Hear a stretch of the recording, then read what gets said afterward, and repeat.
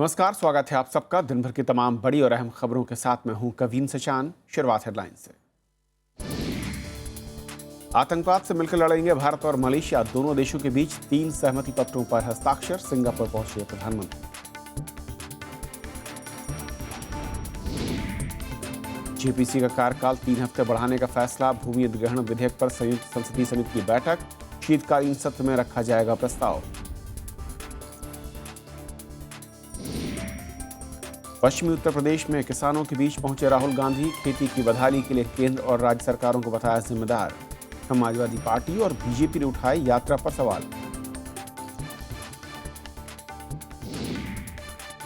वैष्णो देवी जा रहा हेलीकॉप्टर कटरा में दुर्घटनाग्रस्त, पायलट समेत 7 श्रद्धालुओं की मौत। मरने वालों में दिल्ली और जम्मू के श्रद्धालु। मुख्यमंत्री ने दिए जांच के आदेश।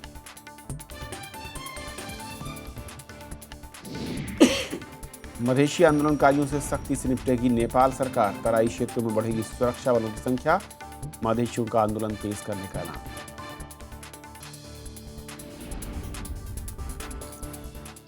और आइए देखते हैं पहली खबर।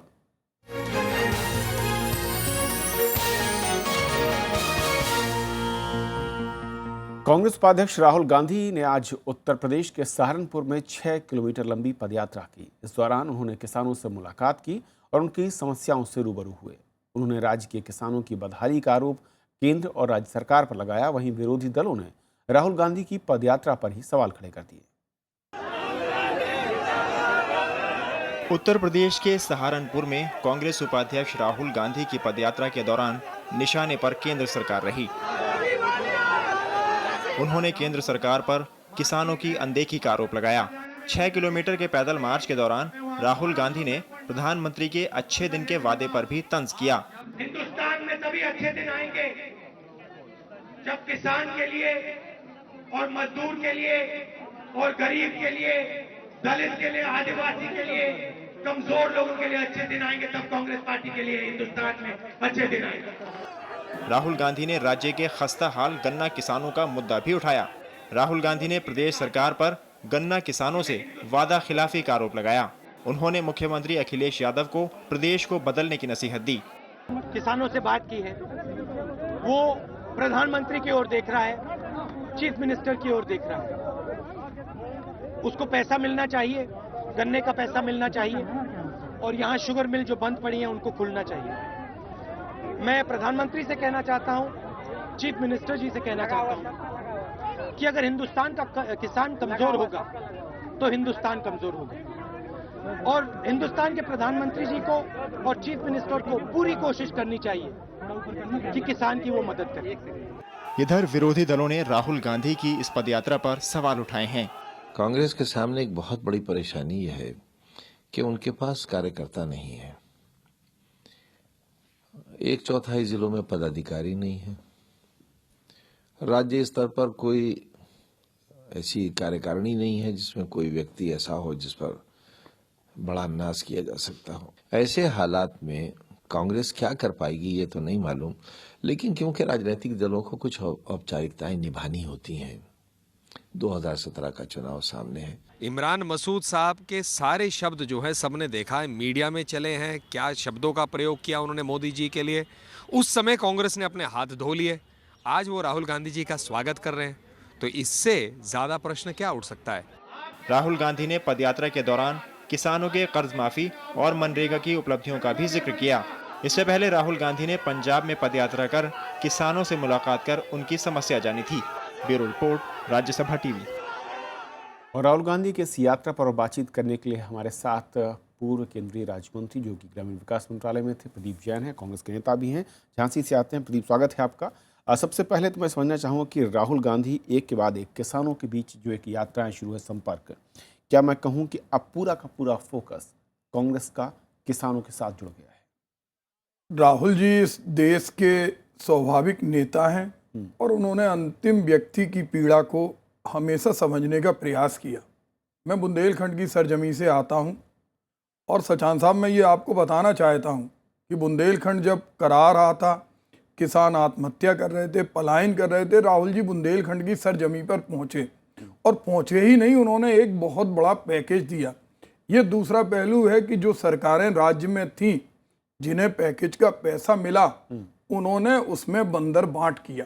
लेकिन राहुल जी का प्रयास हमेशा रहता है, चाहे बुंदेलखंड का किसान हो, चाहे पश्चिमी उत्तर प्रदेश का किसान हो, चाहे कर्नाटक का हो, चाहे उत्तराखंड का हो, चाहे आंध्रा का हो, चाहे राजस्थान का हो, किसान मुल्क का मालिक है, अन्नदाता है। किसान जो मेहनत करता है, जो अन्न पैदा करता है, उससे पूरा देश का विकास का पहिया चलता है। लेकिन विरोधी जो आरोप लगा रहे हैं प्रदीप कि कांग्रेस और राहुल गांधी महज औपचारिकता कर रहे हैं किसानों के साथ जाकर, और मैं तो देख रहा था कि उत्तर प्रदेश के एक मंत्री आजम खान, उनका बयान है कि राहुल गांधी मॉर्निंग वॉक पर निकले हुए। निश्चित रूप से आजम खान जी अपने डायलॉग्स के माध्यम से अपने आप को प्रचारित और प्रसारित करते हैं, और उन्हें इतना हल्का वक्तव्य नहीं देना चाहिए। मैं उनका सम्मान करता हूं। उन्हें देखना चाहिए राहुल जी को कि राहुल जी कभी मॉर्निंग वॉक के लिए नहीं निकलते। आज के पहले अगर हम 15 साल का उनका इतिहास उठाकर देखें, उन्होंने हमेशा समाज के अंतिम व्यक्ति की पीड़ा को समझा, और समझा ही नहीं, उस पीड़ा को दूर करने का बीड़ा उठाया और वो पीड़ा दूर भी की। आज जो किसानों का 70,000 करोड़ रुपए का कर्जा माफ हुआ, उसके मूल में हमारे नेता राहुल जी हैं। और मैं ये कहना चाहता हूं कि विरोधी दलों को तो इस बात का स्वागत करना चाहिए और इस चीज़ का प्रायश्चित करना चाहिए कि उनसे गलती हो रही है। आजम खान जी को अपने मुख्यमंत्री जी से कहना चाहिए कि वो किसानों के बीच में जाएं, वो गन्ना किसानों का जो भुगतान बकाया उसका भुगतान करें, बंद पड़ी गन्ना मिलें चालू कराएं। हमारे जो गेस्ट प्राइम मिनिस्टर हैं, अतिथि प्रधानमंत्री हैं, उन्हें कभी विदेश से आकर इस मुल्क के गांव में भी जाने की एक संवाद प्रक्रिया प्रारंभ करना चाहिए। और बीजेपी ये कह रही है कि राहुल गांधी कहीं भी किसी राज्य में जाते हैं, मसला राज्य का होता है, राज्य सरकार को घेरने की बजाय प्रधानमंत्री को कोसना शुरू कर देते हैं। मैं समझता हूँ उन प्रवक्ताओं को कम से कम हमारे संवैधानिक व्यवस्था की जानकारी लेना चाहिए। कोई भी राज्य, हमारा फेडरल स्ट्रक्चर है, हम संघीय ढांचे से बने हुए हैं, किसान की नीति केंद्र सरकार बनाती है। आज किसानों का कर्जा माफ किसी राज्य सरकार ने नहीं किया था, केंद्र ने किया था। आज महात्मा गांधी नरेगा योजना केंद्र चलाती है, उसका क्रियान्वयन राज्य करती है। समर्थन मूल्य केंद्र तय करता है और राज्य उसका क्रियान्वयन करता है। तो निश्चित रूप से जो भारतीय जनता पार्टी के प्रवक्ता हैं, कम से कम उन्हें राहुल जी की तारीफ करना चाहिए और इस बात का आत्ममंथन करना चाहिए और उन्हें दबाव बनाना चाहिए कि जिन गरीब किसानों के आंसू देखने के बाद नरेंद्र मोदी जी ने अच्छे दिनों का उन्हें वायदा दिखाया था, अब उन गांव की माटी में वो एक बार जाएं। आज 5,000 से ज्यादा किसान इस सरकार में आने के बाद आत्महत्या कर चुके। प्रधानमंत्री जी ट्विटर पर भी एक बात नहीं करते। प्रधानमंत्री जी को कभी ये परवाह नहीं रहती कि ये मुल्क का मालिक है, ये अन्नदाता है। किसानों के संगठनों की मैं राय देख रहा था, जहां पर ये बयान है कि सरकारें कमोबेश किसी की भी रही हो, सेंटर में या फिर स्टेट में, किसान को लेकर नीतियां कमोबेश उसी लाइन पर चल रही हैं, कोई बड़ा बदलाव नहीं आया, चाहे वो सरकार आपकी रही हो या फिर नरेंद्र मोदी साहब प्रधानमंत्री हैं या फिर उत्तर प्रदेश में सरकार समाजवादी पार्टी की हो या फिर बीएसपी की। ऐसा क्यों? निश्चित रूप से हम लोगों ने बहुत किया और उसका एक पूरा इतिहास है। हमने काम का अधिकार दिया, हमने किसानों का कर्जा माफ किया, हमने जहां राज्यों में हमारी सरकार है, चाहे हम हरियाणा को देखें, हरियाणा का विकास दर को देखें, हम जब हम पंजाब में थे वहाँ की सरकार देखें, हम राजस्थान को देखें, मध्य प्रदेश को देखें, हम उत्तराखंड को देखें, हमने हमेशा किसानों की मूलभूत भावना को समझा है और उसे मुख्य धारा में जोड़ने का काम किया है। वहीं दूसरी ओर हम भारतीय जनता पार्टी शासित राज्यों को देखें, हम मध्य प्रदेश को देखें, ऐसा कोई दिन नहीं आता जिस दिन 5 से लेकर 10 किसान आत्महत्या नहीं करते हों। प्रधानमंत्री जी और मुख्यमंत्री जी कभी उनका कोई वक्तव्य उन शहीद किसानों के लिए नहीं आता। निश्चित रूप से हमने हमेशा प्रयास किया कि किसान मुख्य धारा में रहे। और आज जो कॉरपोरेट की सरकार है, मैं आपसे निश्चित रूप से कहना चाहता हूं कि देश की 80% दौलत पर अगर 20 घराने कब्जा करना चाहते हैं तो वो किसानों को नकारेंगे। आज अडानी, अंबानी या जितने भी कॉरपोरेट हाउस हैं, उन पर अगर फोकस हमारे प्रधानमंत्री जी का है, विदेशों पर फोकस है, मैं इस बात को भी दावे से कह सकता हूं कि हमारे प्रधानमंत्री जी को अपने संसदीय क्षेत्र के 5 गांव के नाम भी नहीं मालूम चलिए, होंगे। अलग बहस का विषय है, लेकिन जो आपने कहा कि किसानों को लेकर वाकई जो कांग्रेस आगे बढ़ रही, उम्मीद है कि किस तरीके से उसे आगे बढ़ा पाती है, नतीजे कहां तक पहुंचते। फिलहाल बहुत शुक्रिया हमसे बातचीत करने के लिए आपका। तो ये थी हमारी पहली खबर। छोटा सा ब्रेक लेंगे, ब्रेक के उस पार दिन भर की दूसरी बड़ी खबर।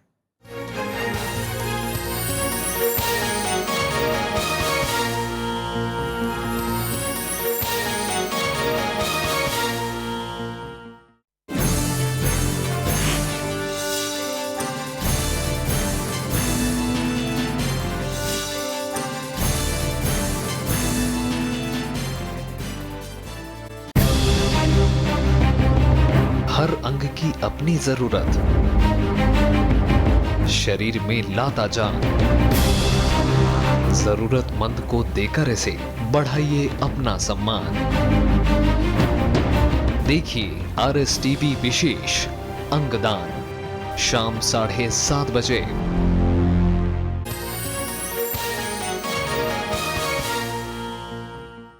भारत और मलेशिया ने सुरक्षा और रक्षा संबंध मजबूत करने का फैसला किया है। कुआलालंपुर में प्रधानमंत्री नरेंद्र मोदी और मलेशिया के प्रधानमंत्री नजीब रज़ाक के आतंकवाद के खिलाफ मिलकर लड़ने का संकल्प लिया। दोनों देशों के बीच साइबर सुरक्षा, संस्कृति और लोक प्रशासन के क्षेत्र में सहमति पत्र पर हस्ताक्षर भी किए गए। मलेशिया की राजधानी कुआलालंपुर में प्रधानमंत्री नरेंद्र मोदी का सोमवार को भव्य स्वागत किया गया। इस मौके पर मलेशिया के प्रधानमंत्री नजीब रज़ाक भी मौजूद थे। दोनों नेताओं के बीच प्रतिनिधि मंडल स्तर की वार्ता हुई। भारत और मलेशिया ने आतंकवाद, समुद्री सुरक्षा और सुरक्षा चुनौतियों पर बात की। I am particularly grateful to you for your security cooperation. It underlines our shared commitment to deal with our security challenges. We will continue to deepen our cooperation in this area. Malaysia and India, we share a lot of common position with respect to counter terrorism. We will work closely together to defeat violent extremism and terrorism. Bharat और Malaysia के बीच 3 सहमति पत्रों पर दस्तखत हुए हैं। ये सहमति पत्र साइबर सुरक्षा, संस्कृति और लोक प्रशासन से जुड़े हैं। प्रधानमंत्री ने मलेशियाई छात्रों को भारत में पढ़ाई करने का न्योता दिया। उन्होंने दोनों देशों की डिग्रियों को मान्यता देने से जुड़ा समझौता जल्द पूरा करने की बात कही। वहीं मलेशिया दिल्ली में नया कन्वेंशन सेंटर बनाएगा। I express our desire to see the enhanced Malaysian participation in areas such as expansion and upgradation of infrastructure, Make in India and Smart Cities projects. प्रधानमंत्री ने मलेशिया के लिटिल इंडिया में तोरण द्वार का भी उद्घाटन किया। उन्होंने इसे भारत और मलेशिया के बीच मित्रता का प्रतीक बताया। मलेशिया के लिए भारत ने ऐसी व्यवस्था की है कि खास प्रोजेक्टों के लिए उसे अंतर्राष्ट्रीय प्रतिस्पर्धा में भाग न लेना पड़ेगा। और जहां तक डिफेंस प्रोडक्शन की बात है तो भारत किसी दूसरे देश से तकनीक लेकर मलेशिया की पूंजी से मेक इन इंडिया को सफल करेगा। राज्यसभा टेलीविजन के लिए कुआलालंपुर से अखिलेश सुमन। और सीधे रुख करेंगे कुआलालंपुर, जहां से जुड़ रहे हैं हमारे सहयोगी संवाददाता अखिलेश सुमन, जो कि इस दौरे पर नजर बनाए हुए हैं। अखिलेश, क्या कुछ ताज़ा इस वक्त आप जानकारी दे सकते हैं कि किन बड़े समझौतों पर, जिन पर मैं कहूं कि लंबे अरसे से नज़र रही है, जिस पर ज़्यादा फोकस था, जिन पर सहमति हुई और मैं कहूं कि आगे बढ़ने का फैसला लिया गया है? देखिए कविंद्र, पहली बात तो ये है कि मलेशिया और भारत के बीच में अभी तक सुरक्षा परिषद के बारे में सहमति नहीं बन पाई थी। लेकिन आज मलेशिया के प्रधानमंत्री ने प्रधानमंत्री नरेंद्र मोदी को इस बात का आश्वासन दिया है कि जब मामला आएगा संयुक्त राष्ट्र सुरक्षा परिषद में तो मलेशिया उसका समर्थन करेगा। मतलब सैद्धांतिक रूप से इस बात में सहमति मलेशिया के प्रधानमंत्री ने दी है। और हालांकि इसकी घोषणा अभी तक नहीं की गई है, लेकिन हमें यह बताया गया है कि ऐसा सैद्धांतिक सहमति दिया है। तो यह भारत के लिए एक बड़ी उपलब्धि है, क्योंकि मलेशिया अभी तक जिस खेमे में था वह खेमा अभी तक सुरक्षा परिषद में भारत का समर्थन नहीं करता था। तो एक महत्वपूर्ण बात तो ये है। दूसरी महत्वपूर्ण बात यह है कि भारत और मलेशिया खास तौर पे जो हमारे जितने बड़े बड़े प्रोजेक्ट हैं, जैसे बहुत बड़ा हाउसिंग प्रोजेक्ट की बात प्रधानमंत्री नरेंद्र मोदी कह रहे हैं कि 50 लाख के करीब घर बनाए जाएंगे। और 50 लाख के घर अगर जल्दी बनाए जाने हैं तो मलेशिया को उसमें महारत हासिल है। तो प्रधानमंत्री नरेंद्र मोदी ने मलेशिया को आमंत्रित किया है कि वो उस प्रोजेक्ट में रुचि लें, तो हो सकता है कि भारत उनको तरजीह देगा। तो दूसरी महत्वपूर्ण बात ये हुई। और तीसरी बात ये हुई कि मलेशिया जो रणनीतिक रूप से और राजनीतिक रूप से इस इलाके का एक बहुत ही महत्वपूर्ण और अहम देश है, उस अहम देश के साथ इस तरह की एकजुटता साबित हुई है, जिसमें कि लगता है कि इस पूरे इलाके में आसियान में जो हमारे पहले से अन्य दोस्त थे, उस दोस्त के अलावा एक नया दोस्त मिला है मलेशिया। हालांकि ट्रेड रिलेशन हमारे बहुत अच्छे थे पहले से भी, लेकिन अब इसके राजनीतिक परिणाम आएंगे। और राजनीतिक परिणाम में जो एक बहुत बड़ा एक लग रहा है कि मैरीटाइम सिक्योरिटी, जो समुद्री सुरक्षा का मामला है, और समुद्री सुरक्षा के मामले में भारत जो अपनी उपस्थिति इस पूरे इलाके में बढ़ाना चाह रहा है, वह मलेशिया के सहयोग से सफल होगा। क्योंकि मलेशिया ने इस बात का आश्वासन भी दिया है कि पोर्ट के डेवलपमेंट पे भी वो भारत को मदद करेगा, क्योंकि मलेशिया ने अपने पोर्ट्स काफ़ी अच्छे डेवलप किए हैं। कविंद, शुक्रिया अखिलेश इस पूरे अपडेट के लिए। उधर प्रधानमंत्री नरेंद्र मोदी ने आज सिंगापुर में 37वें समिट को संबोधित किया। अपने संबोधन में उन्होंने कहा कि सिंगापुर एक ऐसा देश है जो सपनों के सच होने का प्रतीक बन गया है। उन्होंने संबोधन में स्वच्छ भारत की भी चर्चा की। In India, the Swachh Bharat campaign is not just a program to clean our environment, but to transform the way we think, live and work. For quality, efficiency and productivity are not just technical measures, but also a state of mind and a way of life. भूमि अधिग्रहण विधेयक पर बनी संयुक्त संसदीय समिति की आज बैठक हुई और इसमें समिति का कार्यकाल 3 हफ्ते बढ़ाने का फैसला किया गया। शीतकालीन सत्र में समिति की ओर से इस बारे में प्रस्ताव किया जाएगा। सूत्रों के मुताबिक आज की बैठक में कांग्रेस और तृणमूल कांग्रेस के सदस्यों ने समिति की बैठक के औचित्य पर ही सवाल खड़े किए। इन सदस्यों का कहना था कि प्रधानमंत्री नरेंद्र मोदी रेडियो कार्यक्रम मन की बात में इस बिल को वापस लेने की बात कह चुके हैं और ऐसे हालात में संयुक्त समिति में इस बिल पर चर्चा के अब कोई मायने नहीं। ये सदस्य बिल को वापस लेने पर सरकार से सफाई चाहते हैं। समिति को 26 नवंबर से शुरू होने वाले शीतकालीन संसद सत्र में अपनी रिपोर्ट सौंपनी थी। केंद्र सरकार 2013 के कानून में किसानों की सहमति और सामाजिक प्रभाव के आकलन से जुड़े संशोधन से पीछे हटने के पक्ष में नहीं है। आम आदमी पार्टी पंजाब विधानसभा चुनाव लड़ेगी। आम आदमी पार्टी की आज राष्ट्रीय परिषद में इसका फैसला लिया गया। बैठक में राष्ट्रीय कार्यकारिणी चुनाव मई तक कराने पर भी जोर दिया गया। आम आदमी पार्टी की दिल्ली में राष्ट्रीय परिषद की बैठक हंगामेदार रही। परिषद के सदस्यों की सदस्यता खत्म करने से कई कार्यकर्ताओं में भारी रोष देखने को मिला। जो आम आदमी के जो भटकाव का विरोध कर रहे थे उनको निकाला है। तो मैं आपसे कहूंगी, हम अरविंद केजरीवाल, संजय सिंह हमें जवाब दे, हमारी प्राइमरी मेंबरशिप कौन है? ये लोग पार्टी पे कब्जा करके बैठे, किसी को नहीं जाने दे रहे, हम सबको बता रहे हैं। नीतीश कुमार के शपथ ग्रहण समारोह में लालू प्रसाद यादव और अरविंद केजरीवाल के गले मिलने का मुद्दा भी बैठक में हावी रहा। मुख्यमंत्री अरविंद केजरीवाल को बैठक में इस पर सफाई देनी पड़ी। पंजाब में विधानसभा चुनाव लड़ने और राष्ट्रीय कार्यकारिणी के चुनाव पर भी इस बैठक में चर्चा हुई। जिन्होंने 24 नवंबर 2012 को पार्टी का गठन किया था, उन्हें एक टर्म का एक्सटेंशन और दिया गया।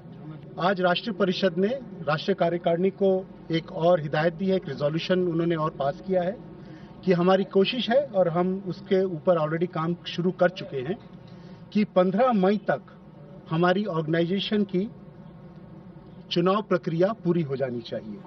बैठक में पार्टी के राष्ट्रीय परिषद के सदस्यों का कार्यकाल 3 साल बढ़ाने को मंजूरी दी गई। राष्ट्रीय परिषद की बैठक इसलिए अहम रही कि 23 नवंबर को परिषद के सदस्यों का कार्यकाल का आखिरी दिन था।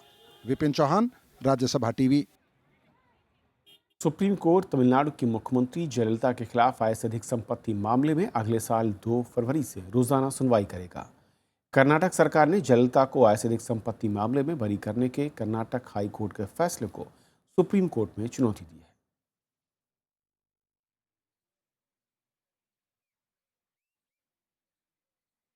मौसम की मार से परेशान तमिलनाडु में फिर से हो रही बारिश से लोगों की परेशानियां बढ़ गई हैं। मौसम विभाग ने अगले 24 घंटों में भारी बारिश की आशंका जाहिर की है। इस बीच केंद्र सरकार ने राहत कामों के लिए करीब 940 करोड़ रुपए की राशि जारी कर दी है। केंद्र सरकार ने नुकसान के जायजा के लिए केंद्रीय टीम भेजने का फैसला लिया है। इससे पहले मुख्यमंत्री जयललिता ने प्रधानमंत्री को चिट्ठी लिखकर 8,481 करोड़ के नुकसान की बात कही थी। जम्मू कश्मीर के कटरा में हेलीकॉप्टर हादसे में एक महिला पायलट और 6 तीर्थयात्रियों की मौत हो गई। तीर्थयात्री वैष्णो देवी के दर्शन के लिए जा रहे थे। हादसे के कारणों का अभी तक पता नहीं चल सका है। जम्मू कश्मीर के उप मुख्यमंत्री निर्मल सिंह ने घटनास्थल का दौरा करते हुए हादसे के कारणों की जांच के लिए टीम गठित करने के आदेश दिए। राज्य सरकार ने मृतकों के परिजनों को 3-3 लाख रुपए के मुआवजे का भी ऐलान किया है। मरने वाले 3 तीर्थयात्री दिल्ली के जबकि 3 जम्मू कश्मीर के रहने वाले थे। वैष्णो देवी जाने वाले तीर्थयात्री पवित्र गुफा तक पहुंचने के लिए हेलीकॉप्टर और पैदल यात्रा करते हैं और उसके लिए निजी हेलीकॉप्टर कंपनियां वहां पर अपनी सेवाएं दे रही हैं। वित्त मंत्री अरुण जेटली ने कहा है कि बैंकों के पास जानबूझकर कर्ज न चुकाने वालों के खिलाफ कार्रवाई का पूरा अधिकार है। सार्वजनिक बैंक प्रमुखों के साथ समीक्षा बैठक में जेटली ने बैंकों की समस्याओं और डूबते कर्ज पर चर्चा की। उन्होंने भरोसा दिया है कि जल्द ही स्थिति में सुधार होगा। वित्त मंत्री अरुण जेटली ने कहा है कि भारतीय बैंकों पर एनपीए का जरूरत से ज्यादा बोझ है। इस समस्या पर बात करते हुए जेटली ने कहा कि वित्त मंत्रालय सार्वजनिक क्षेत्र के बैंकों में इससे निपटने के लिए पहल कर चुका है। वित्त मंत्री ने अलग अलग सेक्टरों की परेशानियों पर भी चर्चा की और कहा कि इनके लिए अलग अलग तरीके से सुधार किया जाएगा। दिल्ली में हुई इस समीक्षा बैठक में बैंकों के एमडी और चेयरमैन ने अपने बैंकों से जुड़ी समस्याओं पर वित्त मंत्री को प्रेजेंटेशन भी दिया। Series of steps which the Reserve Bank has announced, which some of the banks have been implementing, will certainly improve on the quality of those assets. Additionally, the government also has been extremely proactive in responding to each of the sectors. Bharat के bank इन दिनों NPA यानी non performing assets की समस्या से जूझ रहे हैं। बैंकों में एनपीए से देश की अर्थव्यवस्था बुरी तरह से प्रभावित हो रही है। सरकार ने अगस्त में बैंकों के एनपीए में सुधार के लिए इंद्रधनुष नाम से एक कार्यक्रम की घोषणा भी की थी, जिसके तहत 4 साल में सार्वजनिक क्षेत्र के बैंकों में 70,000 करोड़ रुपए की पूंजी डालने की व्यवस्था शामिल है। चालू वित्त वर्ष में 25,000 करोड़ रुपए से इसकी शुरुआत होनी है। इसमें संचालन प्रक्रिया में सुधार के जरिए बैंकों पर से बोझ कम करने की पहल शामिल है। Banking system, which is the lifeline of the economy, continues to fund various segments of the economy in order to grow. Now that the growth rates are somewhat picking up, and therefore the pressures of the past need to be removed as far as possible. समीक्षा बैठक में वित्त मंत्री ने केंद्र सरकार की कई योजनाओं के बारे में भी विस्तृत जानकारी दी और प्रधानमंत्री जनधन योजना समेत कई योजनाओं की सफलता के बारे में भी बताया। कृति मिश्रा, राज्यसभा टीवी।